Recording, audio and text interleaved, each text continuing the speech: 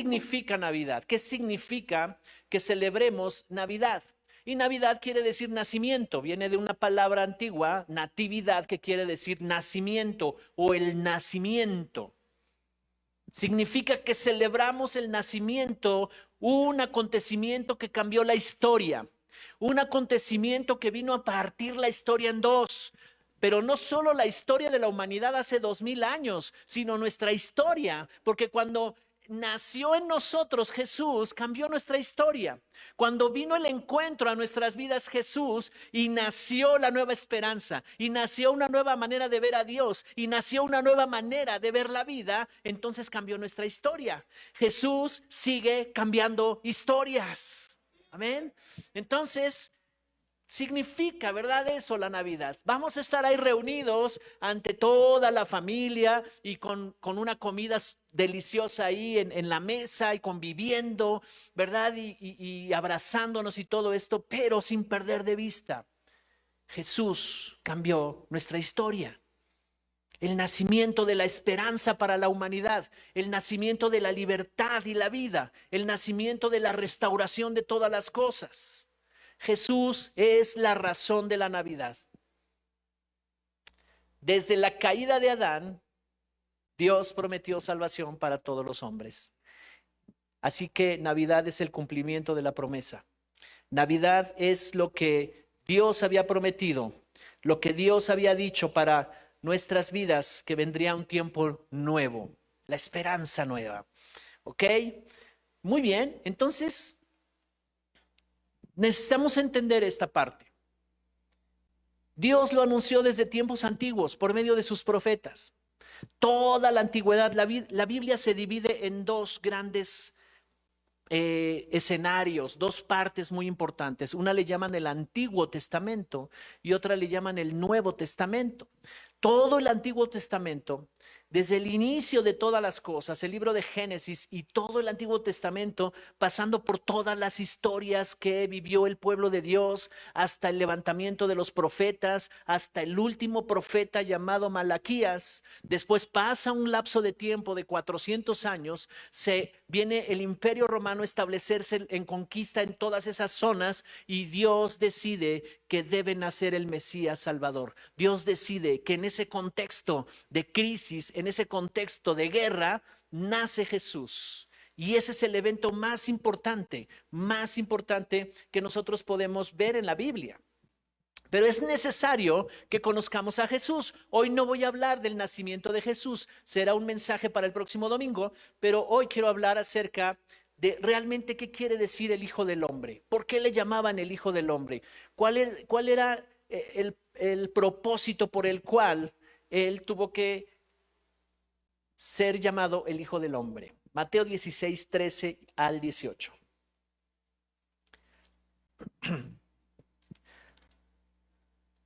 La versión que voy a usar es Nueva Versión Internacional. Mateo 16, 13. Nos está narrando algo muy interesante. Dice, cuando llegó a la región de Cesarea de Filipo, Jesús preguntó a sus discípulos, ¿quién dice la gente que es el Hijo del Hombre?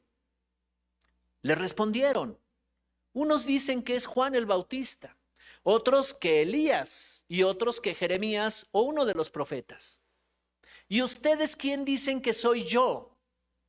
Tú eres el Cristo, el Hijo del Dios viviente, afirmó Simón Pedro. Dichoso tú, Simón, hijo de Jonás, le dijo Jesús, porque eso no te lo reveló ningún mortal, sino mi Padre que está en el cielo.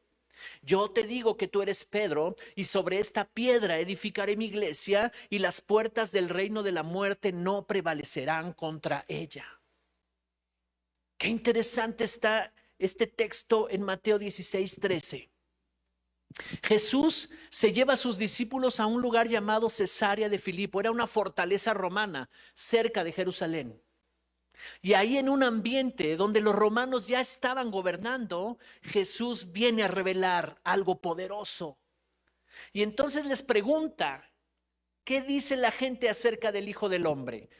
Hablando de sí mismo Jesús, porque le decían el Hijo del Hombre. Le decían, él es el hijo de José el carpintero y de María. Es un ser humano como cualquier otro. tiene forma de judío, parece judío y tiene barba de judío. Es un judío, decía la gente. Y es verdad, el Hijo del Hombre precisamente es una frase, un término que se usa para mencionar que Él es un hombre, ¿ok? Todos los celulares en silencio, por favor. Entonces, cuando llegó a este lugar, Jesús pregunta a sus discípulos, ¿qué dice la gente acerca de mí? ¿Cuál gente? La gente que había visto hacer milagros a Jesús, las multitudes que lo seguían por los milagros. Ese hombre hace milagros, muchos querían tocar su manto y dice la escritura, cuando tú lees los evangelios, dice la escritura que cuando tocaban su manto eran sanados instantáneamente. Había poder que salía de ese Hijo del Hombre. Era una frase muy común, como diciendo, oh, él es un ser humano como yo, es una persona normal como yo, pero había algo en él, Dios estaba con él, el poder de Dios estaba con él, siendo un hombre, ¿verdad? Pero la Biblia nos dice también que él era 100% hombre y 100% Dios. Pero vamos a analizar un poquito este texto. Algunos pensaban que él era Juan el Bautista, otros pensaban que era Elías, Jeremías o alguno de los profetas. La percepción que tenían de Jesús no era la correcta. ¿Por qué? Porque había distancia, porque no estaban muy cerca de él. Y aquí hay una enseñanza muy importante. En la medida que tú estés cerca de Jesús, es la medida que vas a tener la revelación de quién es Él. Si yo estoy alejado de Él, si estoy desconectado totalmente, si voy de vez en cuando, si me acerco de vez en cuando, si estoy viviendo en mi vida de la manera en que yo pienso que se tiene que vivir, estoy desconectado, estoy alejado, estoy a la distancia. Y si tengo distancia, no podré tener revelación de quién es Él. Y si no tengo revelación de quién es Él, no puedo entender cuál es el poder que Él tiene para mí y para transformar mi vida. Aquí decían, sí, creemos en Él. Oh, lo hemos visto, pero no conocemos nada de Él. ¿Será que sea Elías? ¿Será que sea Jeremías o alguno de los profetas? Imagínate, estaban teniendo una visión de la reencarnación que no tiene nada que ver con la Biblia. Pero había grupos religiosos que creían en la reencarnación en ese tiempo. Y decían, posiblemente es alguno de los profetas reencarnado en Él. Había conceptos equivocados acerca de Jesús y eso es lo que hace la religión. La religión da conceptos equivocados acerca de Jesús. Eran hombres religiosos, pero no tenían una percepción correcta acerca de Jesús. Por lo tanto, la revelación del Hijo del Hombre no venía a sus vidas y no venía el beneficio de eso. Luego les pregunta a sus discípulos y les dice, ¿y ustedes qué piensan? ¿Quién dicen que soy yo? Hay otras versiones donde dice que hubo un silencio. Todavía no tenían claro ellos, como que decían, bueno, debes de ser algo, ¿verdad? Enviado del cielo, algo debe de ser, debe de estar en ti. Y Pedro dice, tú eres el Cristo, el Hijo del Dios viviente. Así que el Hijo del Hombre es transformado en el Cristo, el Hijo del Dios viviente. ¿Qué significa eso para nosotros? Porque Jesús le dice, dichoso tú, Simón, hijo de Jonás, porque no te lo reveló ningún mortal, sino mi Padre que está en los cielos. Entonces entendamos, el Cristo, el Hijo del Dios viviente, mientras Él es conocido como el Hijo del Hombre, es un hombre más que está haciendo cosas, hazañas y milagros. Pero cuando es revelado el Cristo, el Hijo del Dios viviente, y la palabra Cristo viene del término griego Christos, que quiere decir el ungido con el poder del Espíritu Santo, el cual reposa el Espíritu Santo sobre él. Entonces no solo es el Hijo del Hombre, no solo es un ser humano, sino en ese ser humano, en ese Hijo del Hombre, reposa el poder del Espíritu Santo. Está ungido con el Espíritu Santo. En el Antiguo Testamento, los reyes, los profetas y los sacerdotes eran ungidos con un aceite especial. Dios mandó que se hiciera un aceite especial a base de hierbas, inciensos finos, aromáticos y aceite de oliva. Y en Éxodo 30, ahí anota ese dato, ¿verdad? Describe cómo se tiene que hacer ese aceite y le llamaron el aceite de la santa unción. Y solamente era derramado sobre los que iban a estar ejerciendo el sacerdocio a Dios, sacerdotes, profetas y los reyes para gobernar correctamente. Era una unción que se derramaba en lo físico. Llenaban unos recipientes enormes y literalmente los vaciaban desde su cabeza y todo era derramado en todo su cuerpo y la vestidura eran bañados literalmente con ese aceite de la santa unción. Eso significaba el poder del Espíritu Santo y tenía un efecto poderoso sobre ellos. Porque entonces todos los profetas que vemos en el Antiguo Testamento hablaban de parte de Dios, porque habían sido ungidos con ese aceite. Ahora todo esto era simbólico, porque nosotros en el nuevo pacto, el que nos unge, no nos tienen que poner un aceite y vaciar una cubeta de aceite y bañarnos en aceite, sino que el que nos unge con ese poder es el Espíritu Santo. No es que el pastor hace los milagros. Yo puedo imponer mis manos y puedo declarar la sanidad porque hay una unción sobre mi vida del Espíritu Santo. ¿Me estoy explicando? Tú eres el Cristo, el Hijo del Dios viviente. Y Jesús le dice, Simón, eres dichoso, bienaventurado, dicen otras versiones. Porque eso te lo reveló mi Padre que está en el cielo. Ahora, la palabra, el término Simón quiere decir caña frágil. ¿No es interesante lo que la Biblia nos enseña? El significado de Simón quiere decir caña frágil o tronco frágil que se vence con el tiempo, con el viento hasta romperse. Ese es el significado de su nombre. En los judíos, los nombres tenían un significado muy especial. Los historiadores dicen que cuando nació Pedro era muy frágil, como cuando nace un bebé antes de tiempo, muy frágil. Y le pusieron Simón, imagínate. Y eso estaba definiendo su destino. Pero Dios le cambió su destino, porque le dice, tú ya no vas a ser Simón, ya no vas a ser caña frágil, ya no vas a ser débil, ya no vas a ser enfermizo, ya no vas a ser derrotado, ya no vas a estar en derrota, ya no te va a quebrantar cualquier cosa de esta vida, ahora vas a ser roca, ahora vas a ser cimiento, ahora vas a estar firme edificando el reino de Dios.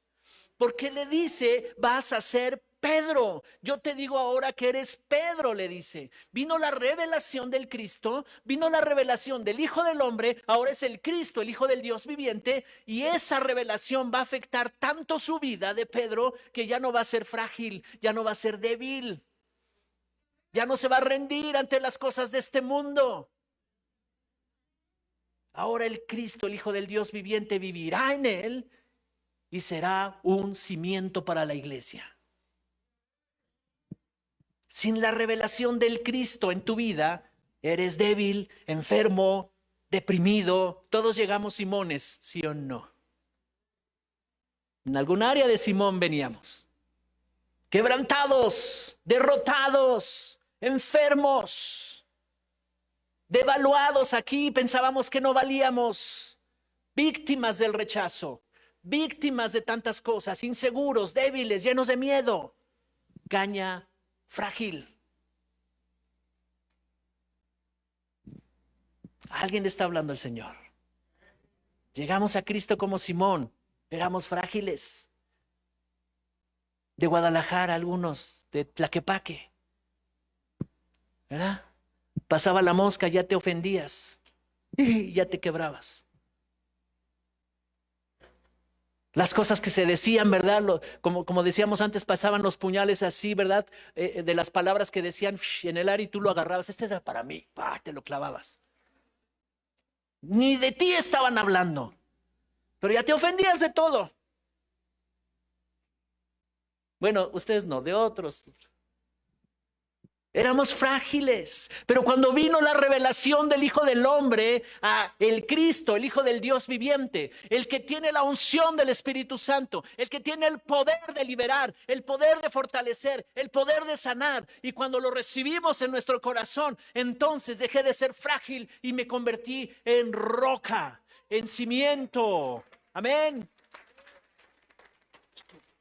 Ahora eres un cimiento de la iglesia. Y dice esta escritura que el reino de la muerte no prevalecerá sobre tu vida. ¿No es impresionante eso? Porque tú eres la iglesia. Jesús le dice a Simón, tú ahora eres un cimiento fuerte. Las tinieblas no prevalecerán sobre ti. Vamos a Daniel capítulo 7, verso 13. Esto fue profetizado por el profeta Daniel.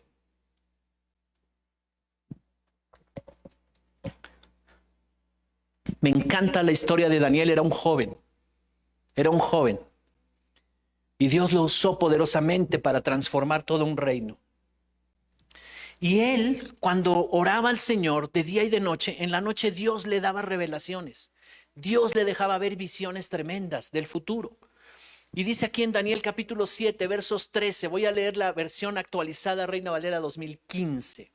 Dice el verso 13, estaba yo mirando en las visiones de la noche, y he aquí, en las nubes del cielo venía alguien como un hijo del hombre.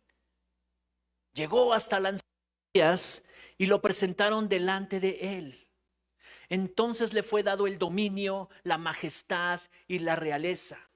Todos los pueblos, naciones y lenguas le servían.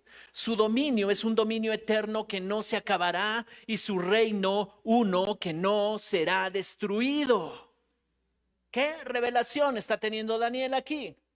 Fue a orar en la noche como cada noche él hacía y Dios le daba visiones y le deja ver uno que venía entre las nubes como el Hijo del Hombre. O sea, estaba yo viendo un hombre que venía entre las nubes y venía y se acercaba a Dios, porque así le llama anciano de días aquí, ¿verdad? Y le dice, y fue presentado delante de Dios. Y después dice este texto, entonces le fue dado el dominio, el verso 14, le fue dado el dominio, la majestad y la realeza.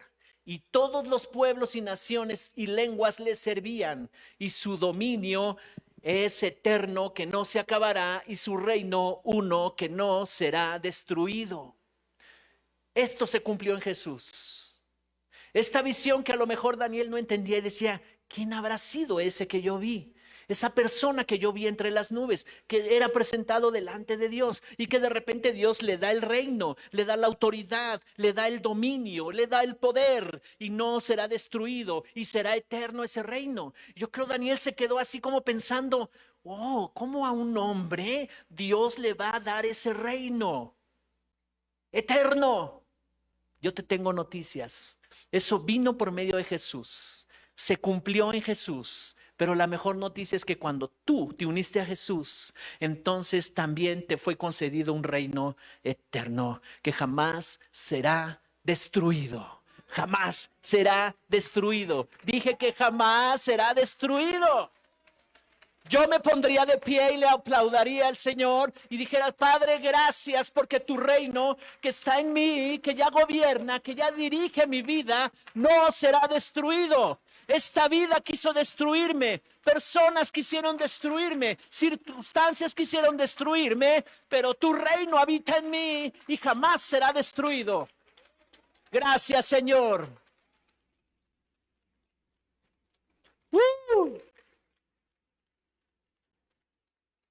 Precioso Jesús, el Hijo del Hombre se convirtió en el Cristo, el Hijo del Dios viviente, el que tiene el poder del Espíritu Santo operando en mí.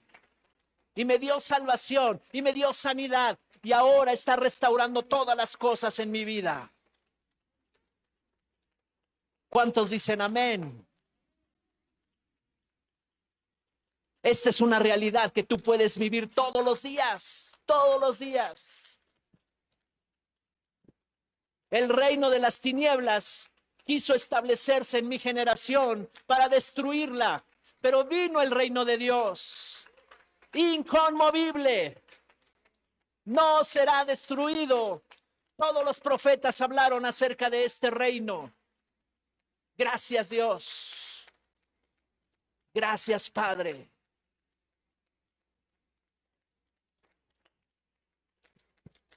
Uf.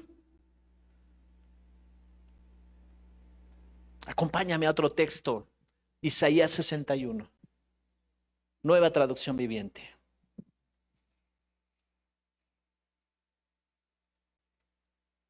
Entonces ya vimos cómo el Cristo revelado, ¿verdad? Ahí cuando van a Cesarea de Filipo, el Cristo revelado. Pero en Daniel vimos el Cristo profetizado, el Hijo del Hombre profetizado, pero que se convierte en el Cristo revelado, ¿verdad? Digo, perdón, profetizado. Y ahora vamos a ver el Cristo anunciado. Isaías 61. ¿Qué es lo que va a hacer el Cristo? Va a describir el propósito del Cristo, el ungido. Dice el verso 1, el Espíritu del Señor soberano está sobre mí, porque el Señor me ha ungido para llevar buenas noticias a los pobres.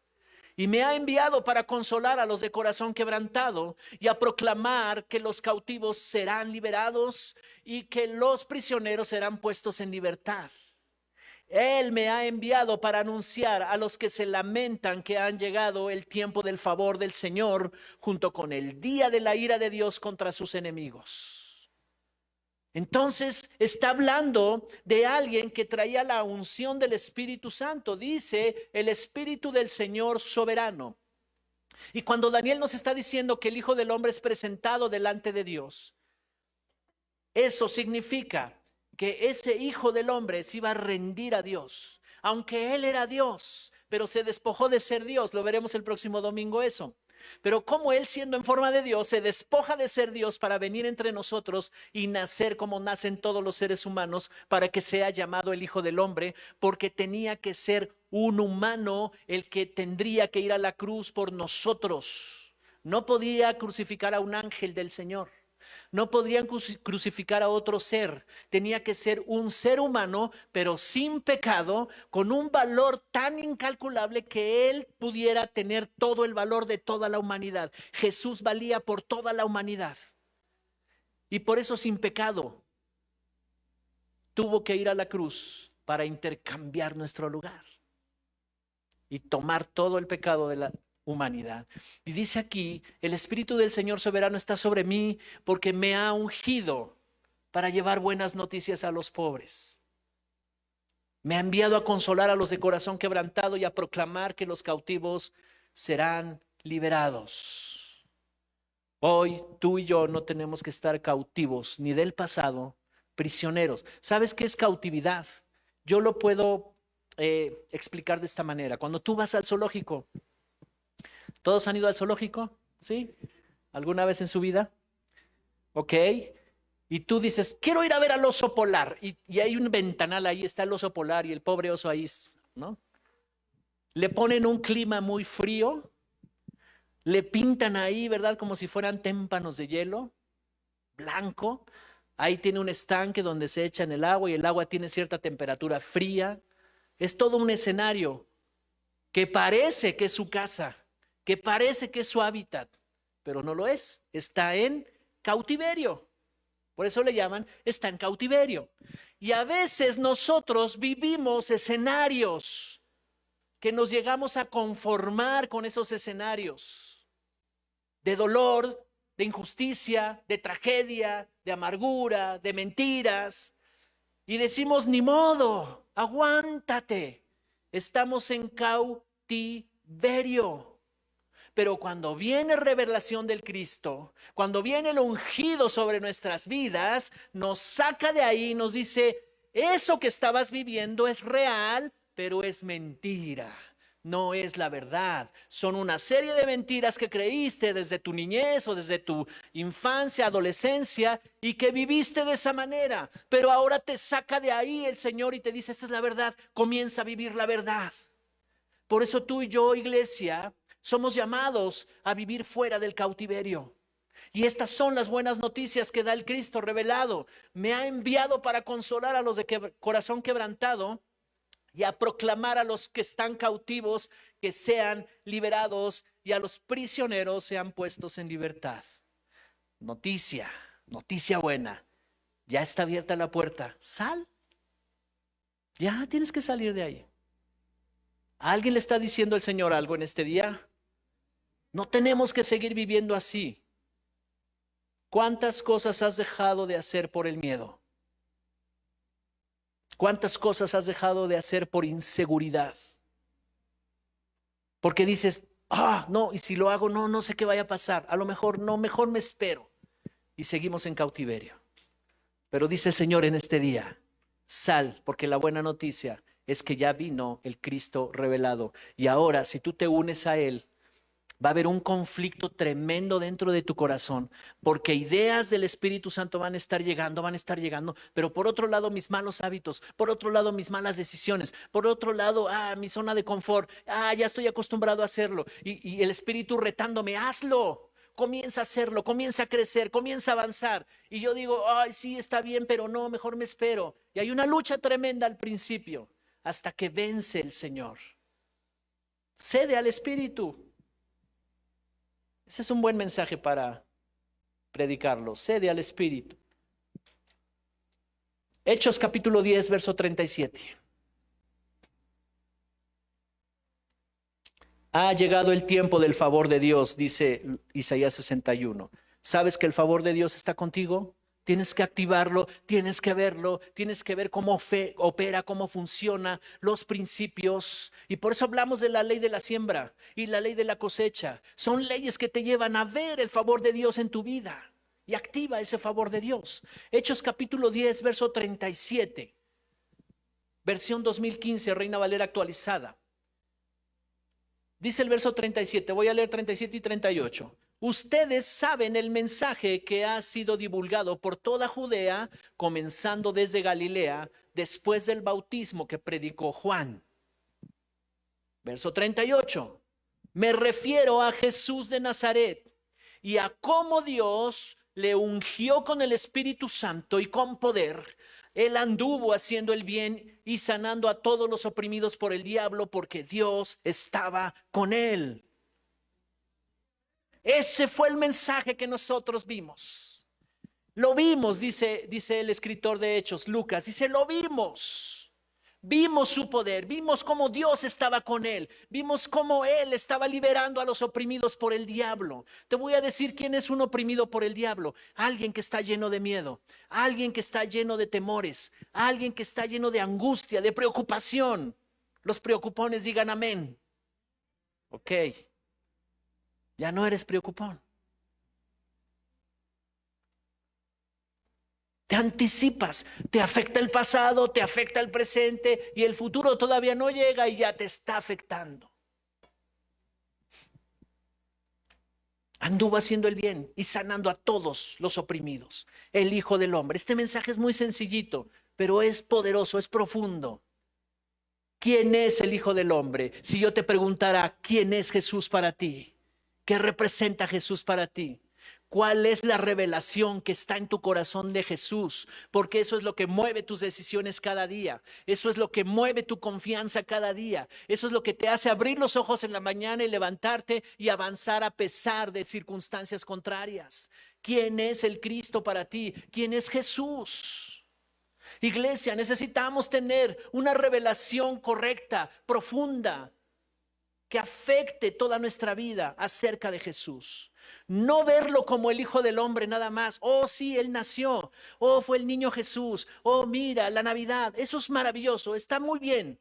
No cambies nada de eso, pero comienza a entender quién es el Hijo del Hombre, que se convirtió en el Cristo, el Hijo del Dios viviente. Te voy a decir un dato bien interesante. Por ejemplo, el budismo. Las personas que practican esa religión del budismo no tienen una relación con Buda, porque Buda ya está muerto, pero practican sus enseñanzas y dicen soy budista. En eso se basan ese tipo de religiones. No pueden tener una relación con Buda porque él ya murió.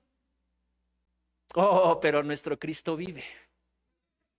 Y si somos cristianos, entonces no solo es seguir sus enseñanzas, tenemos una relación con Cristo, porque Él resucitó al tercer día, porque es el Hijo del Dios viviente y Él vive. Y por eso su Espíritu Santo viene y está vivo dentro de mí todo el tiempo. Esa es la gran diferencia con las demás religiones.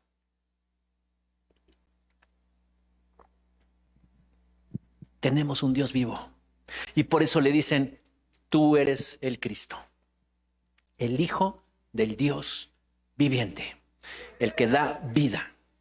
Jesús sigue siendo el mismo hoy y lo será por todas nuestras generaciones. No está en un cuerpo ya, pero su espíritu todo el tiempo está vivo dentro de nosotros. Podemos tener una relación con Él porque Él vive. Amén. Y si tú le permites que empiece a crecer dentro de ti, en la medida que tengas al Cristo revelado, será la medida de vida que vas a vivir. Y es mejor avanzar hacia Él. Es mejor avanzar. Yo necesito conocer más de ti. Enséñenme a orar. Enséñenme qué más. La palabra de Dios. Quiero estar conectado con Él. Porque en la medida que tú tengas al Cristo revelado, va a ser la calidad de vida que tú vas a tener. Libertad del cautiverio, libertad de la prisión. Los oprimidos serán liberados, serán sanados. Enfermedades serán quitadas de tu vida.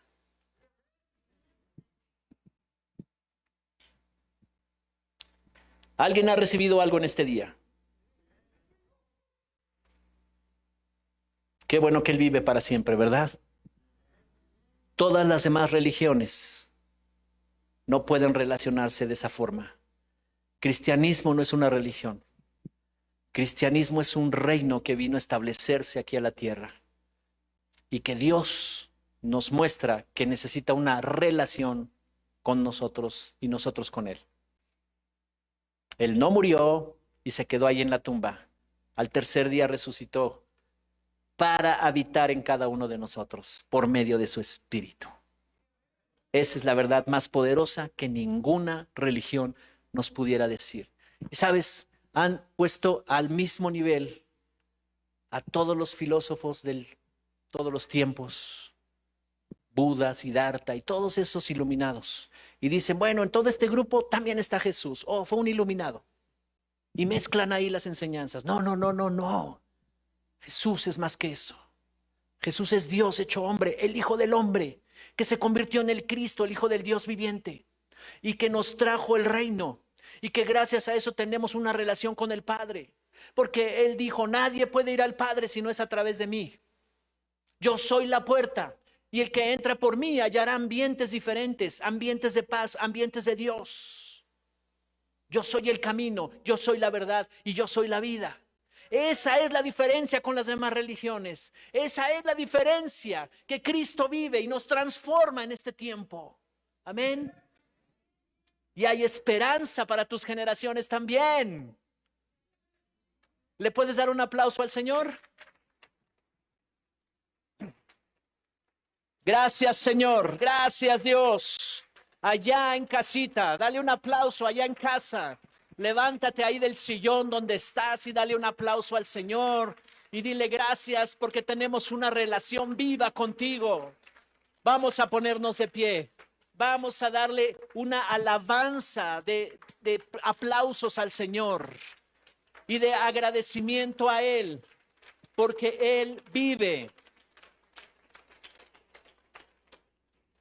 Esto no lo pueden hacer otros, porque en los dioses que ellos creen son dioses muertos, no pueden relacionarse con ellos.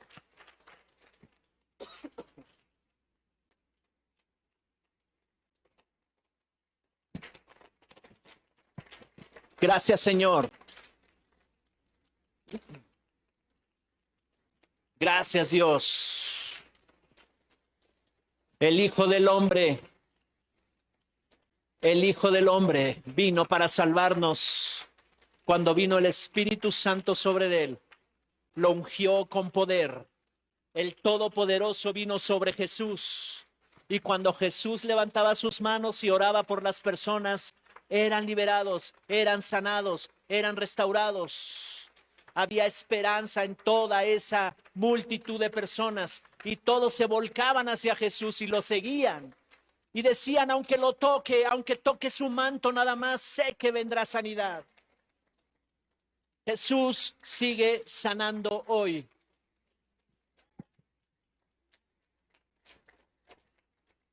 Gracias, gracias, Cristo precioso. El ungido, el Mesías anunciado desde la antigüedad. Tu vida va a vivir grandes cosas en la medida que Cristo sea revelado a tu corazón. Porque cuando Cristo se reveló al corazón de Pedro, el Señor le dijo: dejarás de ser débil, dejarás de ser enfermizo, dejarás de ser pobre, dejarás de ser víctima y te convertirás en un cimiento para construir mi reino. Y las puertas de las tinieblas, de la muerte, no prevalecerán. Dios quiere levantar una iglesia donde el Cristo revelado está en cada miembro de la iglesia, levantándose con poder para vencer cualquier cosa de la vida que se ponga en contra.